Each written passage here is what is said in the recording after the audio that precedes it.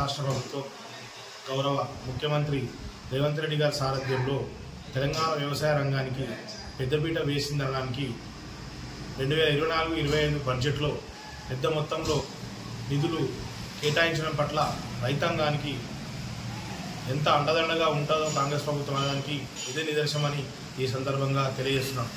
వ్యవసాయ రంగంలో అనుబంధ రంగాలు, రైతు బీమా, రుణమాఫీ, భూమి లేని కూలీలకు, వ్యవసాయ కూలీలకు ఆర్థిక సాయం కానీ ఎన్నో అంశాల మీద రైతులకు వెన్నుదన్నుగా ఉండడానికి, వ్యవసాయాన్ని ప్రోత్సహించడానికి రాష్ట్ర ప్రభుత్వం 79,256 కోట్ల రూపాయల బడ్జెట్లో పెట్టడం అనేది చాలా హర్షించదగ్గ విషయం.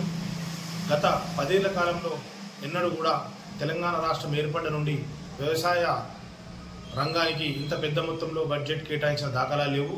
ఈ సందర్భంగా ఇంత పెద్ద మొత్తంలో వ్యవసాయ రంగంపై బడ్జెట్ కేటాయించినందుకు తెలంగాణ రాష్ట్ర పెద్ద మొత్తంలో వ్యవసాయ రంగానికి బడ్జెట్లో నిధులు విడుదల చేసినందుకు తెలంగాణ రాష్ట్ర ముఖ్యమంత్రి వర్యులు గౌరవనీయులు రేవంత్ రెడ్డి గారికి, ఆర్థిక శాఖ మంత్రి బట్టి విక్రమార్క గారికి, ప్రభుత్వ సలహాదారు మహమ్మద్ షబీర్ అలీ గారికి రైతాంగం పక్షాన ధన్యవాదాలు తెలియజేస్తున్నాను.